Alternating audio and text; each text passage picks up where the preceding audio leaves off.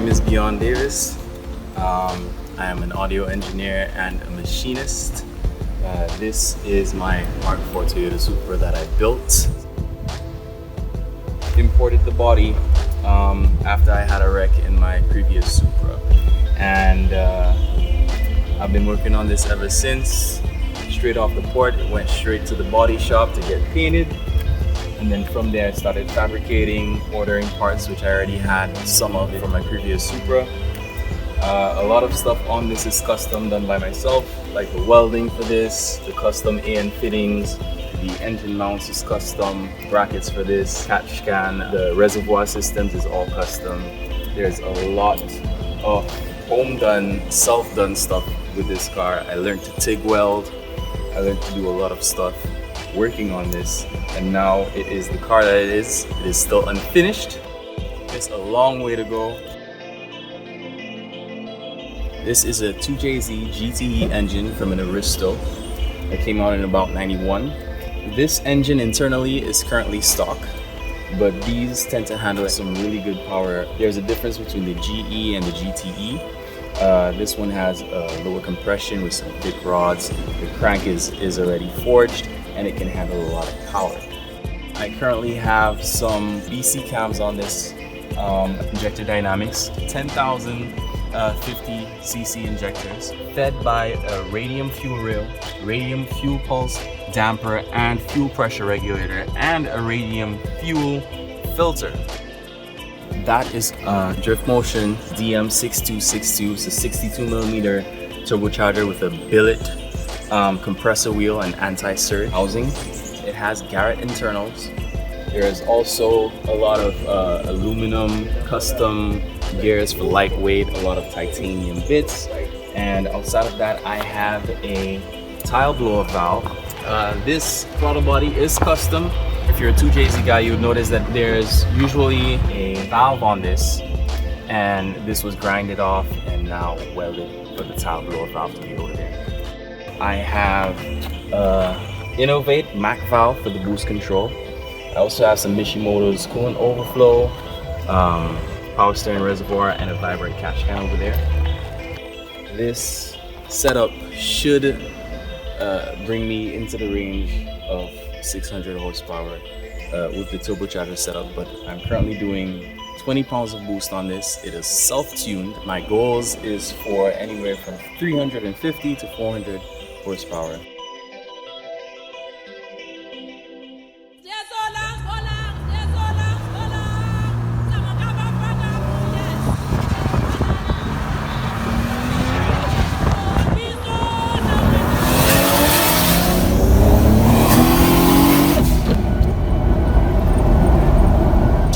So brazy. 6-speed shifter, got all the gears, and it's pretty awesome.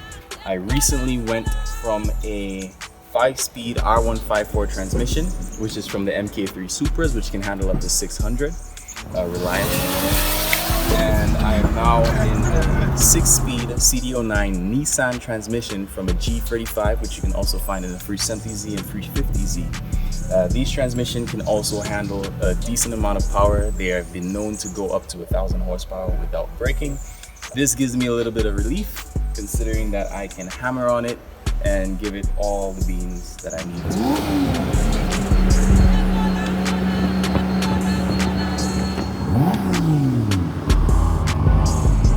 This is a Mishimoto radiator with a Mishimoto fan shroud. I did upgrade these fans. One of them is the one that it came with, but the second one is a 16-inch spout fan, which is about 2000 CFM, which is excessive in terms of cooling. I also have a Mishimoto intercooler up front and a lot of Mishimoto goodies. Now, if we move over to the suspension of this vehicle, it is running on Tain Advance coilovers. I do intend on switching that setup later down when I'm making more power and I need something a little more serious for handling.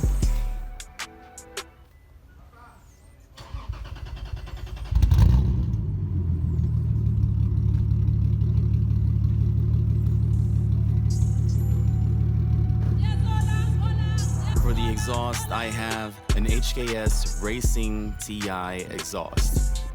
This is a 3.7-inch exhaust going all the way back from the mid-pipe. So my mid-pipe and downpipe is 3-inch, but the exhaust and system coming back is 3.7 inches, which allows the engine to breathe and make good power.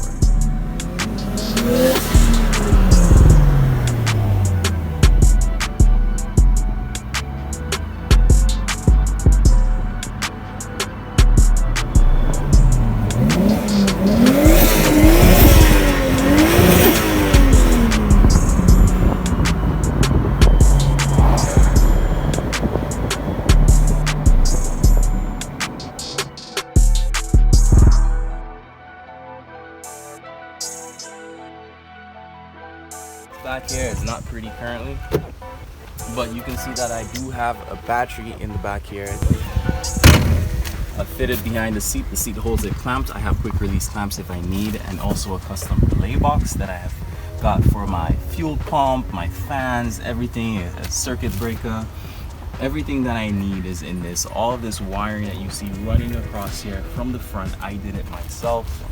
Again, several hours of work has gone into this setup, and I'm also looking to switch it up with a PDM system sometime in the future. It is a power distribution module which can control every single thing for the car. It can send me faults via the laptop, let me know if I have a short circuit, and it just makes my life easier. I won't have to worry about these failing and wondering exactly what happened. The engine harness, I did completely from scratch, wire by wire. Ordered all the connectors, so you can see this all running up here, going to a custom bulkhead that I pinned myself, and it is a wire tuck. So what that means is you cannot really see the wires running all around here like the factory would show.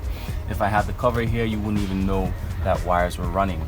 If I choose to upgrade the coils later down, I did put the coil harness on a quick disconnect that I can upgrade. And this is my trusty tool. Once I'm going anywhere far, I have my data. I can make changes on the fly. And I have my full tune on there. Full everything is on this. I'm making constant changes. I have my AFR gauge here, which I have with me if I do not have my laptop. I've set up all my knock control, my engine protection, everything. I'm currently running on a standalone ECU, which is right in the corner over there, an EMU ECU Master black ECU with a data logger and all of the goodies that I need. The interior, I have not finished with it. It has come a long way from not even having carpet. It was just gutted. All that I got it steam cleaned and refurbished. These are Brom seats, and I ordered these over a year ago. I just installed these. I made custom seat brackets for them. Took me a couple of days. And the issue that I've had is COVID, shipping, and back order. Having to switch distributors. It's been a long wait, but I'm glad that I finally got these seats after a year, and they are really comfortable.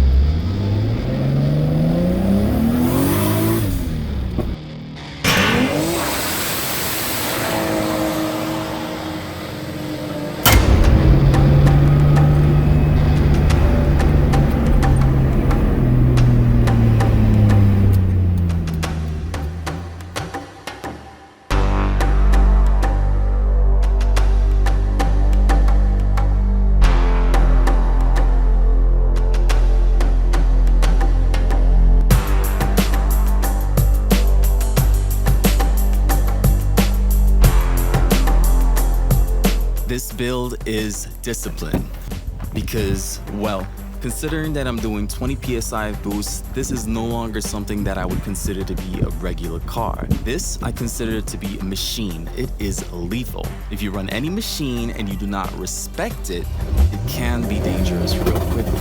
So you do have to pay attention to what you're doing.